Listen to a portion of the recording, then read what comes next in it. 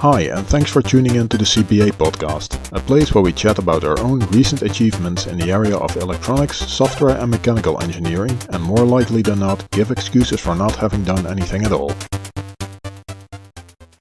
This time we'll be talking about an angle grinder, screwing up a layout, and using a laser cutter versus a milling machine for cutting out acrylic.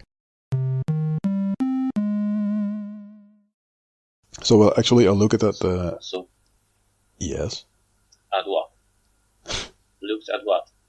I looked at the angle grinder in the store, and they have some extremely cheap shit, except it's with a cable, so 230 volts. So you suggested there was a battery. I think you had a battery operated one. No, I don't have a. No, yeah, I only have at the work. cable operated. Yeah. At work, yeah, we have the battery one. It's not expensive. They have it's not Aldi's a Lidl. I don't know if you have that. No, it's not even a Lidl. It's an Action store. That's like a super cheap store. They have all kinds of stuff like food and what is it? Office supplies and so on. Groceries? Yeah, not really groceries, but small food like snacks and candy stuff. But they also have tools. I mean, it's the worst quality tools you can get. But it's tools and it's cheap. So they have angle grinder for, I don't know, 20 euros or something like that, with a wire and no speed control. So maybe I should just buy that thing and then and see if it's nice enough. For 20 euro, and here you can get one in the also in big store, but like a hardware tools depot, something like this. I don't know if you know Obi or Castorama. No. Something like this. You know these names? No. Say anything? No. I looked around here, but in the normal hardware stores, it's all more expensive here, I think. But yeah, we'll see.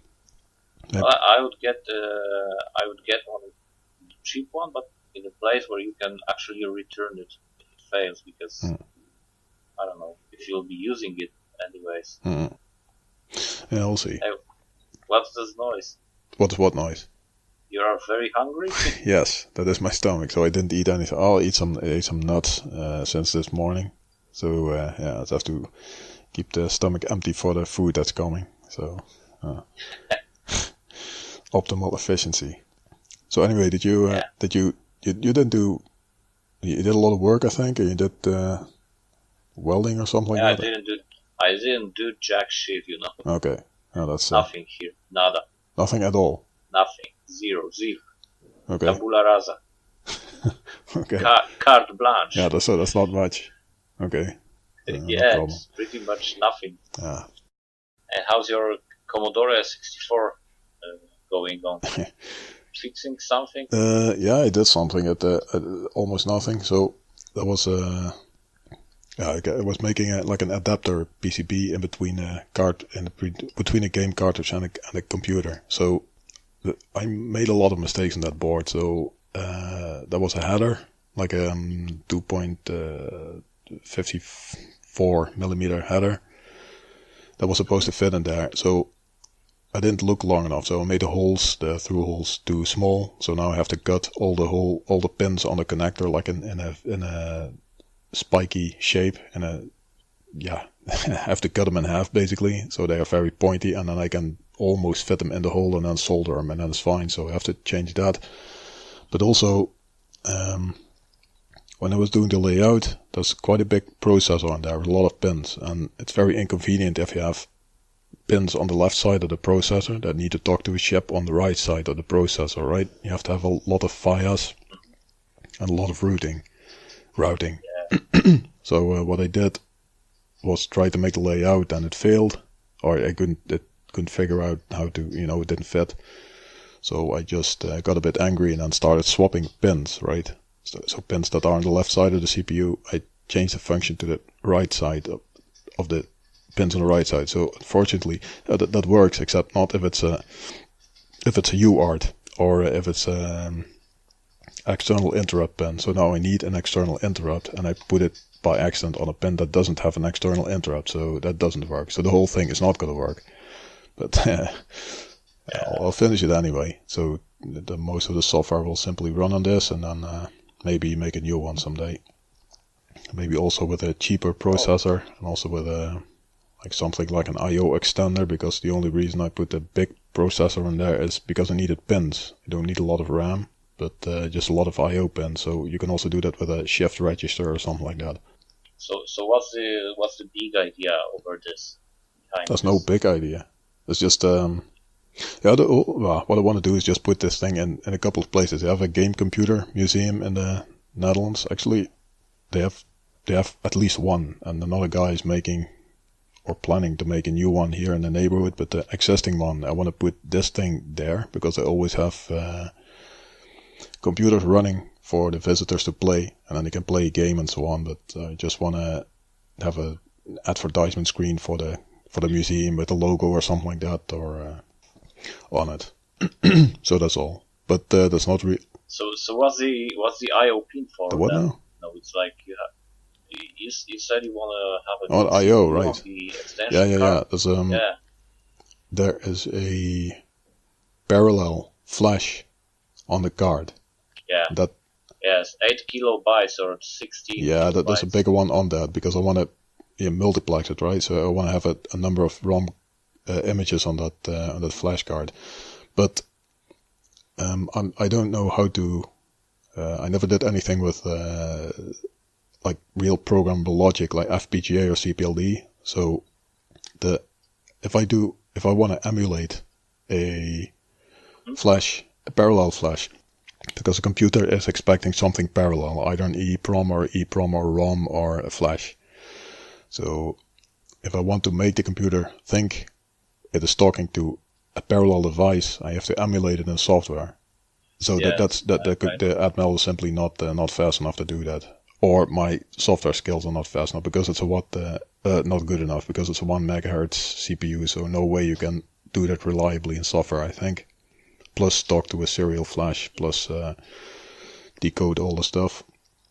So that's why I simply use do everything parallel. That's basically the whole point, and that's why you need so many I/O lines. Okay. And also I want. Well, I think the I don't know if you have any concept for this. Or yeah, it's ready. The card, I have it here. The card, it's ready. The PCB is ready and everything. I mean, I soldered it together, and I can program the PCB. I mean, the chip is talking back, or is it? And you are able to read stuff from SD card, right? Yeah, it's not an SD card. It's really from memory. A flash on the chip, right? It's just a IC. No, not yet. I didn't do that yet. I have to do that. Okay, and you are finishing this up in which year? In 2018? Yeah, 2018. Yeah.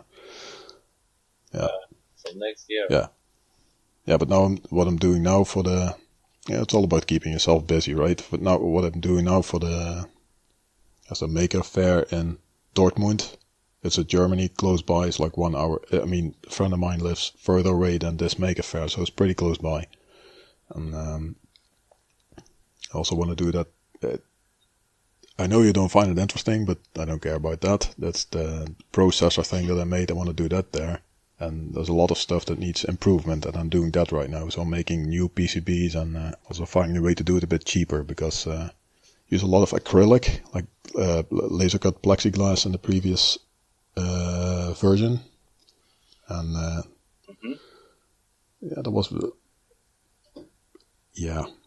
I want to make it so that you can have a sheet. Yeah, so this is a example of why audio podcast is not good for this without pictures, but I want to have a sheet, like a plexiglass sheet, and then cut a pattern in it, like a mesh, so you can bend it actually. So you can remove it from the laser cutter and bend it in that area where you cut the mesh, right?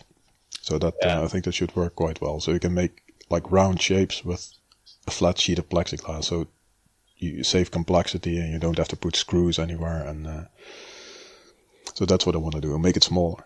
And it will surely not break in the place where you are bending it. Yeah, hopefully. I'm not sure. I have to experiment with that a bit. I saw some stuff on I think it depends a lot on you know how it works, right? I think it depends a lot on the thickness of the sheet. So I want to use 2mm sheet for this. Most of the stuff I do is with 3. Now I want to use 2.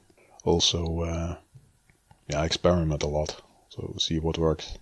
Yep. Okay. So you are cutting this at some some friend's place, or you're always paying for it? I actually talked about someone else about this, about getting, it's not a plan, but just talk about getting a laser cutter, because if a really, well, not a good one, but a acceptable one with cooling and a filter and like a fan for the air exhaust, it's about...